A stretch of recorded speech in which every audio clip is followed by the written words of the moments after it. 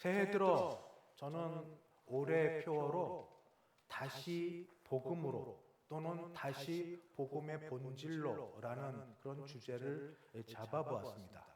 왜냐하면 로마서에 나오는 로마 교회 교인들을 향하여도 이미 복음을 알고 있지만 복음에 의해서 세워져 있어서 바울이 그렇게 자랑스럽게 여겨도 다시 복음을 전하고 복음에서 강변했던 것처럼 우리 교회가 70년을 지나 72주년을 맞아가는 이때에 새롭게 한 번 더 힘을 얻어 도약하고 서기 위해서 할 수 있는 최고의 방법은 다른 어떤 것에도 있지 아니하고 다시 복음으로 또는 복음의 본질로 돌아가는 데 있다라고 확신이 들어서 올 한 해 말씀을 전하는 가운데 비록 순서를 따라 성경 말씀을 다 전하겠지만 그 속에서 복음의 핵심을 놓치지 않고 복음을 전하려고 합니다. 모든 한국 교회와 지금 세상의 교회도 마찬가지로 우리 교회도 비슷하게 가는 복음이 아닌 두 양극단의 글이 있어서 이렇게 소개해 보려고 합니다. 해당이 꼭 되지 않더라도 한번 들어보시고 혹시 해당이 된다면 한번 이때 어떻게 바꿔갈지를 점검해 봤으면 좋겠습니다. 하나는 바로 율법주의라는 그게 한 편에 있고 또 하나는 상대주의라는 게 있습니다. 여러분이 익숙하지 않을지 모르겠는데 율법주의라는 것은 뭐를 해야만 한다, 하지 않으면 안 된다는 것에 매여 있는 게 율법주의입니다. 율법은 선하고 좋습니다. 하나님 주신 계명이니까 하나도 1.1획도 떼어 버릴 게 없는 게 선한 율법이고 계명입니다.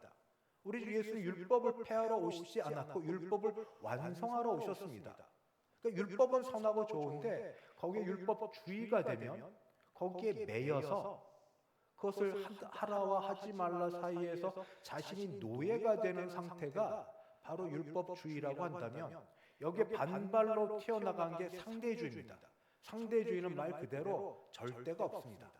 절대가 없어서 상대방과 내가 하는 모든 일에 서로 내 마음대로 하겠다는, 좋게 얘기하면 독립이고 나쁘게 얘기하면 자기 멋대로 하겠다는 바로 그것이 이 두 가지 방법입니다. 먼저 율법주의에 대해서 말씀을 드리겠습니다.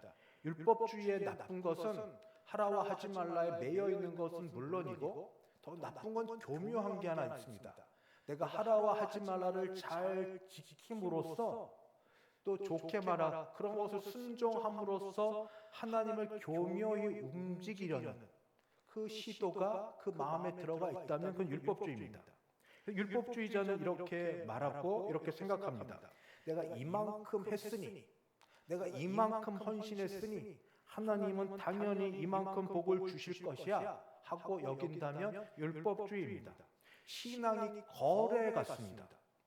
어느 교회든지 중직자들이면 보통 다 하시는 일인데 그 하시는 일에 이런 거 없죠. 새벽 예배도 빠짐없이 11조 헌금의 가장 대표적인 11조 잘 드리고 주일 성수 잘 지키고 뭐 잘하는 것 굉장히 좋은 일인데 근데 그 가운데 자녀가 일이 잘 안 돼요. 계속 안 되고 안 되는 일 경험하니까 그 속에 있는 그 일을 잘했던 중직자의 마음 속에 혹시 섭섭하고 서운한 마음이 들어서 이런 생각을 갖는다면 하나님 어떻게 된 겁니까? 내가 이만큼 했는데 보십시오. 가장 힘든 새벽에 잠 깨어 일어나 새벽 예배 가장 쉽지 않은 헌금 11조 정확하게 드리고 주일 다른 데 가지 않고 주일 성수하고 그만큼 했으면 당연히 그 결과처럼 복을 주셔야 되는 것 아닙니까? 하고 생각하고 기도한다면 그게 무엇이 되겠을까요? 이렇게 생각하면 아마 그 신앙은 하나님을 사랑해서 한 것이 아니라 하나님을 나쁘게 말해서 이용하려고 하나님을 축복의 자판기처럼 내가 동전을 이만큼 넣었으니 동전에 해당되는 만큼 원하는 물품이 나오도록 또는 어린아이 노래 모래사장에서 거부가 헌집 줄게 새집 달라고 이만큼 했으니 이만큼 달라 하는 그런 마음들을 갖고 있다면 그건 율법주의입니다. 율법주의는 이런 특성을 갖고 있습니다. 먼저 교만함입니다. 바리새인과 세리의 기도처럼 나는 저 사람과 달라, 나는 달라 하는 게 그 밑에 깔려 있습니다. 나는 다른 사람과 같지 않음에 대해서 감사하고 나는 독특하고 다르다 하는 것. 두 번째는 그러나 사람 아닙니까? 율법주의자는 고결하고 도덕성이 높습니다. 하고자 하는 것 남들보다 더 잘하는데 이게 뭐든지 갖춰져야죠. 건강이나 뭐든 이게 늘 동일하지 못하고 밑에 떨어지는 경우도 있지 않습니까? 이때 되면 좌절합니다. 이때 되면 절망합니다. 왜 거기 이르지 못했는지 견딜 수 없는 죄책감에 혼자 빠집니다. 혼자 그렇게 됩니다. 혼자 자기 자신에 대해 정죄감에도 빠집니다.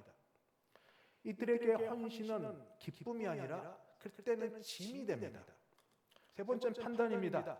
판단은 먼저는 상대방이고 그 다음에 그 판단의 화살이 자기한테도 돌아옵니다. 끊임없이 평가하고 정죄합니다. 남을 향해서도 또 때때로 자기를 향해서도 자유가 없습니다. 교회를 섬기고 봉사하는데 기쁨이 없습니다. 이 극단으로 반대가 상대주의입니다. 상대주의는 진리가 절대는 없다라는 것에 시작합니다. 진리는 상대적이다. 다 상대적이기 때문에 다른 사람을 되게 존중하는 것 같습니다. 다른 사람 생각이 옳아? 그러니 나도 내 생각 존중받을 그런 필요가 있어. 대신에 건드리지 마. 나도 당신 건드리지 않을 테니까 서로 존중하고 지냅시다. 깨끗하고 좋은 것 같습니다. 신사적인 것 같습니다. 그러나 그 생각 속에 거기에 더하여서 시대가 변했으니 성경 해석도 시대에 변한 것 따라 해야지. 왜 언제까지나 문자적으로 해석해야 되나? 자기 믿는 대로 하면 돼 하고 굉장히 독립적이고 그리고 자기 중심적으로 생각합니다. 어떤 청년이 이렇게 말을 한다면 이 사람은 상대주의입니다. 목사님, 저는 예수님 믿어요. 그러나 제 삶의 방식은, 제 삶의 주인은 내가 돼야죠. 한 번뿐인 인생, 내 인생을 내가 주관하고 내가 살아야죠. 목사님이 얘기하는 거 들어보고 생각해보고 판단과 결정은 제가 생각해서 제가 할게요. 성경 말씀이 이렇게 얘기해도 시대가 바뀌었으니 그걸 그대로 따를 수는 없지 않겠습니까? 하고 이야기한다면 합리적이지만 그러나 이거는 성경적이지는 않습니다.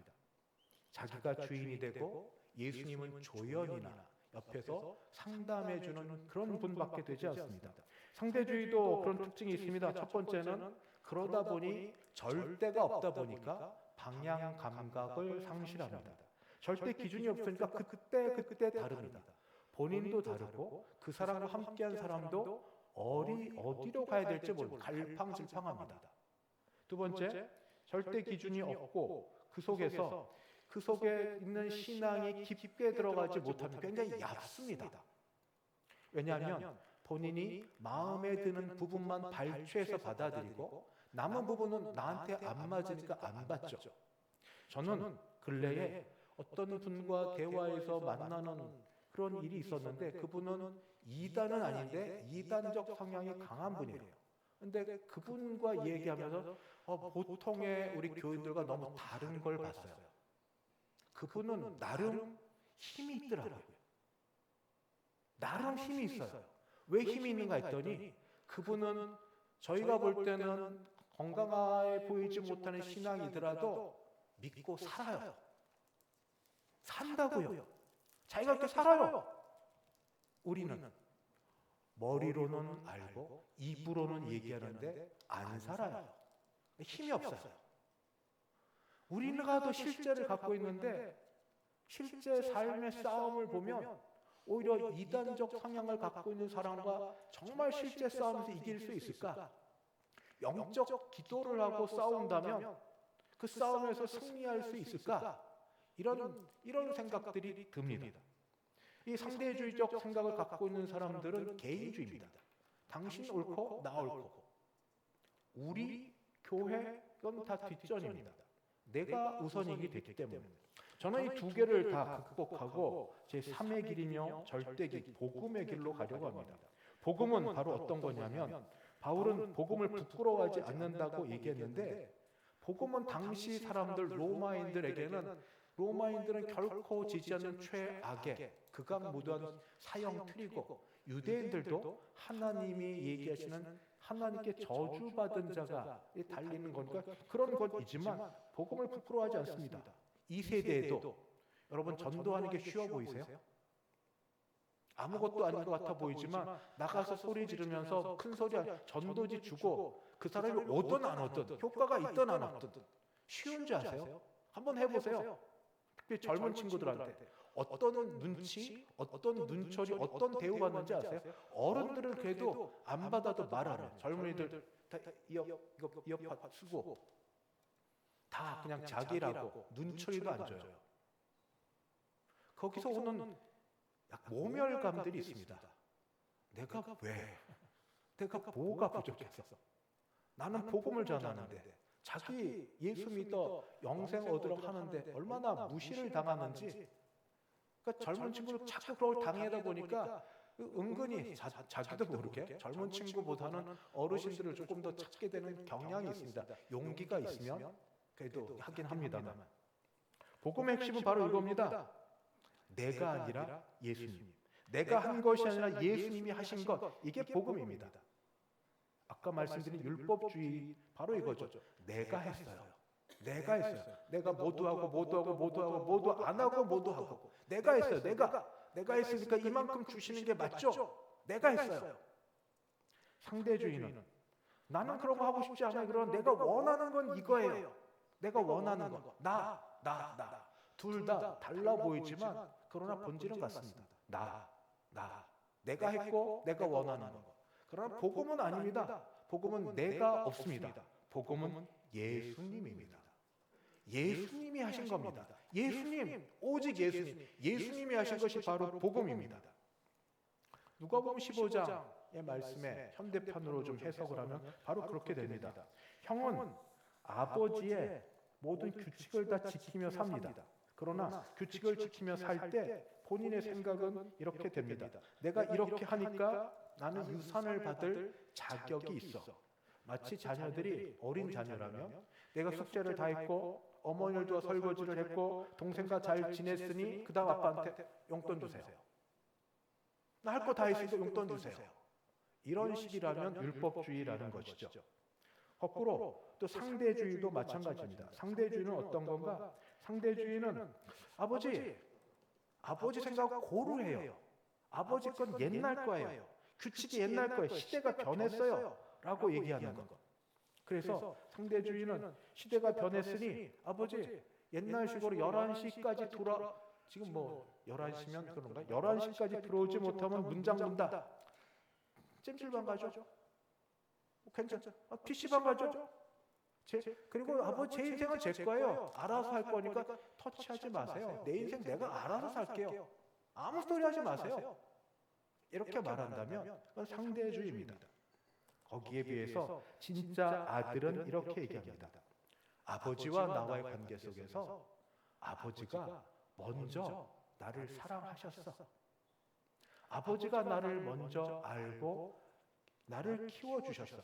그 사랑 때문에 나는 아버지를 기쁘시게 하고 싶어. 아버지의 말씀이 나와 좀 다를지라도 내게 유익한 줄 알아. 그래서 아버지의 관계, 아버지를 존중하며 아버지를 생각하고 아버지를 사랑하는 게 바로 복음의 길입니다. 복음은 그래서 종교가 아닙니다. 복음은 관계이고 관계 속의 핵심은 사랑입니다. 사랑. 저는 올해 거기 계신 여러분들과 인터넷으로 예배를 드리는 모든 분들에게 목사로서 동일한 마음이 있습니다. 올 한 해 여러분 기도하고 원하는 모든 것이 다 이루어지기를, 죄 짓는 게 아니라 여러분과 가족들 모두 잘 되기를. 그러나 여러분 거기에 목회자의 기도면서 여러분도 같은 마음이실 때 하나만 더 넣어주시겠습니까? 그게 뭐냐면 올해만큼은 또는 올해부터는 예수님을 더 사랑하게 해주세요. 예수님도 사랑하게 해주세요. 그거 다른 거 말고 예수님을 절대로 사랑하는 게 최고 목표지만 감히 거기까지 못 간다 하더라도 이전보다 더 예수님도 사랑하게 해주세요. 바로 그게 우리가 해야 될 것이 아닌가. 예수님 사랑하면 그러면 안 될까요? 뭘 조금 하든 못하든 열심히 하나도 흠없이 잘했지만 그러나 사랑의 마음이 없이 행하여서 그 모든 중심과 모든 걸 아시는 하나님이 보시는 것하고 부족하고 잘못하고 넘어지고 실수가 많을지라도 비록 사람들이 볼 때는 잘못한 게 많아도 중심에 주님 사랑하는 마음으로 주신 은사를 따라 나름 최선을 다해보는 바로 그런 마음을 볼 때 주님은 뭐라고 보실까요? 주님. 그래서 바로 올해 기도 중에 여러분 혹시 기억나시거들라 그래도 2026년 신년 새해 첫날 설교 시간에 조 목사가 내 올해 기도 소원 가운데 하나 좀 넣어 할게 베드로에게 물어보셨던 예수님의 질문 내가 이 사람들보다 이것들보다 나를 더 사랑하느냐 예수도 사랑하게 해주시옵소서 예수님도 사랑하게 해주시옵소서 내 하는 모든 일들과 내가 뭘 하지 않는 모든 일들이 어디에서 기준이 되냐면 예수님 사랑으로 예수님 사랑으로 사랑하는 것에 의하여 하고 하지 않는 그런 일 되게 하여 주시옵소서. 애써 수고하고도 인정받지 못할 그런 율법주의나 내 마음대로 뛰쳐나가서 나쁘게 말 탈선하여 지는 그거 말고 예수님 사랑하여 하는 일 되게 하여 주옵소서. 그 기도가 여러분 같은 기도 제목 되어서 같이 있게 되길 바랍니다. 이게 가능한 이유가 있습니다. 복음은 구원을 준 하나님 능력이라고 얘기합니다. 로마서 1장 16절에 복음을 능력이라고 얘기할 때 능력은 원어로 디나미스입니다. 디나미스가 원어 어원이 돼서 다이나마이트가 여기서 나왔습니다. 복음은 능력입니다. 다이나마이트 폭발할 수 있는 능력이 있습니다. 어떤 능력입니까? 먼저 구원하는 능력입니다. 구원하는 능력. 여러분 하고 싶은 모든 일들이 다 잘 되고 원하는 게 다 순적하게 되길 바라나 그러나 예수님 비유에서 나온 것처럼 부자가 많은 재물을 다 모아들인 다음에 내일을 모르고 오늘 생명을 마치게 된다면 그 모두가 무슨 소용이 있겠습니까? 여러분 나이가 조금씩 드시면 드실수록 구원에 대해 두렵고 떨리지 않으세요?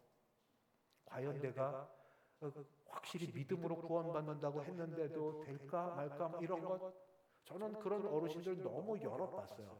정말 믿음에 여러 행신에서 헌신을 했는데 점점 나이가 드시면서 나이가 들면 천국 가는 시간이 가까워지면서 의식적으로 아는데 하나님 앞에 구원받을까? 그때마다 저는 강변했습니다. 무슨 말씀하세요? 당연하죠. 구원을 받을 수 있는 능력이 자기 안에 없다는 걸 알게 되면서 더욱더 겸손해지면서 두려워하시는 겁니다. 그러나 성경은 복음은 얘기합니다. 복음은 하나님께서 우리를 구원하시는 능력이라고. 왜냐하면 예수님이 하셔서. 내가 하는 게 하나도 없잖아요. 율법주의면 내가 한 거죠. 상대주의는 도망가서 내가 안 한 거죠. 복음은 내가 한 것하고 아무 상관없습니다. 주님이 하신 겁니다. 내 밖에서 주님이 하신 겁니다. 절대 진리입니다. 주님이 하신 겁니다.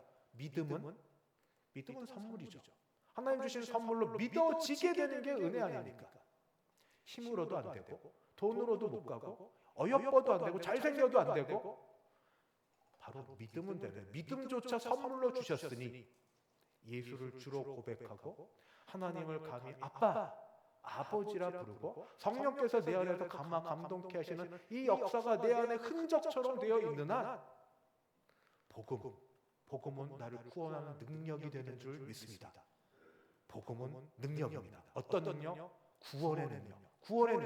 구원의 능력이 어떤 일이 일어나는 줄 아십니까? 포기하지 마십시오. 저도 포기하지 않고 하려고 합니다. 우리를 변화시키는 능력입니다.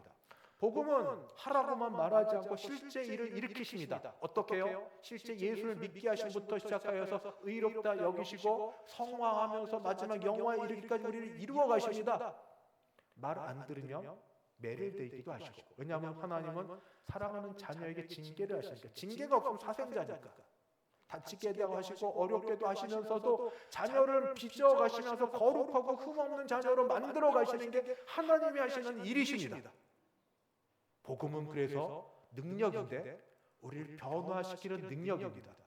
언제부터인가 강팍했던 마음이 조금씩 갈라지기 시작해서 하나님을 사모하는 심령이 들기 시작하고, 언제부터인가 막 살려던 마음에서 그래도 이거는 아니지 하는 마음을 들게 하시면서 나를 깨닫게 하시고 넘어지게 하시고 하면서 변화시키는 능력, 나를 변화시키는 능력이 바로 복음에 있습니다. 그래서 기대하십시오. 거룩하고 흠없는 하나님의 자녀로 내가 죽을 때까지 얼마나 성숙되어져 갈까, 얼마나 변화되어져 갈까. 지금은 비록 이 모양 이 꼴이라 한 것처럼 보여지더라도 오늘과 적어도 내일은 다른 삶이 될 건데, 그것은 하나님이 주권적으로 역사하실 것이기 때문입니다. 사랑하는 자를 손에 붙드시고 이끌어 가시면서 내 사랑, 내 자녀, 내 아들, 내 딸답게 만들어 가시는 능력이 복음 안에 있어서 단 믿으셔야 됩니다. 믿으셔야 됩니다. 날마다 아침마다 그래서 하실 일이 있습니다. 아침마다 거울 한 번은 보시죠. 이를 닦든 세수를 하든 면도를 하시든 뭐를 하든 단 한 번은 보시는데, 그때마다 거울을 보시며 내 눈을 똑바로 보면서 이렇게 나에게 말해야 됩니다. 나는 예수님의 십자가 피로 구원 받았습니다. 나는 구원 받았습니다. 나는 누가 뭐래도 구원 받았습니다. 주변에 숱하게 다른 말들이 우리를 넘어지려고 할 겁니다. 그렇게 살아도, 네가 그렇게 살아도 네, 상관없어요. 이렇게 얘기하면 과하지만 구원은 하나님이 주시는 능력이 하나님의 힘이고 외부에 주시는 은혜입니다. 그 가운데 그 말 들을 때, 그래, 내가 비록 지금은 이렇게 살지만 그러나 나는 구원받은 하나님의 자녀야. 지금은 이것밖에 안 되지만 그러나 하나님이 일을 시작하시면 놀라운 일이 이루어질 거야. 무에서 유를 창조하신 하나님의 능력이 이루어질 거야. 나도 모를 놀라운 역사가 내 인생 가운데 어떻게 이루어질지 나도 몰라. 그래서 날마다 거울을 보시며 나는 하나님의 은혜로 의로워진 사람 되었습니다. 내가 한 것 아닙니다. 내가 한 것 아닙니다. 그러면서 또 하나 상대주의처럼, 근데 그 속에서 조금 지나면 나를 꼬셔요. 유혹해요. 꼭 그렇게 살아야 돼? 꼭 그렇게 해야 돼? 다시 율법으로 돌아가면 하라와 하지 말라 힘들지만 예수님 사랑하는 마음으로, 주님 기도 제목, 제가 뭘 하고 안 하고가 문제가 아니라 주님 사랑하게 해주시옵소서. 하고 안 하고는 두 번째고, 주님 사랑하는 마음으로 제가 무엇을 감당하든 안 하든 사랑하는 마음으로 있게 하여 주옵소서. 이 일이 우선으로. 그런 마음이 드시면 우리 부모님들에게 드리는 말씀, 저도 실수했고 잘못했는데 자녀들 양육할 때 교회 가라고 하는 게 맞습니다만, 너 교회 안 가면 혼나? 교회 가면 용돈 줄게? 교회 안 가면 너 벌 받아? 이런 것 말하셨죠. 그럴 수 있죠. 근데 지금부터는 교회 가면 교회의 주인이 예수님이시니 아빠보다 엄마보다 너를 더 잘 알고 너를 사랑하시는, 너를 낳으신, 너를 만드신 이가 거기 계시니 교회 가서 참된 사랑을 노래, 찬송으로 배우고 말씀으로 듣고 그렇게 지내자. 쉽지 않겠죠. 뭐 애가 알아듣겠습니까? 사춘기 되면 더 뛰쳐나가겠지만 그래도 마음은 그게 아니라, 마음은 전에 좀 다르게 사랑으로, 내가 사랑을 받았으니 나도 사랑으로. 교회에서도 서로 이렇게 얘기하십시오. 얼마나 귀합니까? 어느 장로님 얘기한 걸 여전히 기억나는데, 우린 친척보다도 더 가까운 형제 자매입니다. 친척은 명절 때나 만나죠. 우리는 매 주일 얼굴 봅니다. 하나님이 우리에게 대성교회라는 이 예배 공동체를 만나게 하신 귀한 분입니다. 매주일 내 옆에 앉으시는 분 고정석이잖아요. 지정석. 얼마나 귀해요. 귀해. 이런 분 보면서 연약함이 점점 보일 때, 이전에는 비난, 정죄의 마음이 들었을지라도 이제는 품어주는 것으로. 왜냐하면 우리 형제니까, 자매니까, 예수의 피로 하나님의 아들, 딸 된 형제, 자매니까 서로 품어주는 거. 우리 모두 은혜로 삽니다. 내가 은혜로 살았던 것처럼 그분도 은혜로 사는데 지금 조금 약하고 부족해서 그럴 뿐이에요. 우리 모두 은혜로 삽니다. 교회를 향해서는 전통을 존중하면서도 그러나 복음의 본질을 지켜나가는 것. 형식과 모든 일에 바뀌어 변화가 되어져 가면서도 복음의 내용은 잃지 않는 것. 그 모든 것 속에 사랑, 하나님, 주 예수님 사랑. 바로 그것 있으면 우리 서로 맞춰 나가면서 올 한 해 교회 와서 예배드리며 끝나서 웃고 기뻐하고 감사하지 않으시겠습니까? 그 마음 갖고 은혜 받은 자 되어 집에 돌아가면 그게 유효화되어서 유효기간이 적어도 하루는 갈 수 있게, 자녀들에게, 배우자에게, 혹시 함께 거하는 다른 분들이 있으면 그 유효기간이 좀 지속되어서 사랑의 통로, 은혜의 통로로 올 한 해 주님 앞에 깊게 우리 은혜 받고 사용되어지는 모든 여러분 되시기를 주의 은혜로 축복합니다. 기도하겠습니다.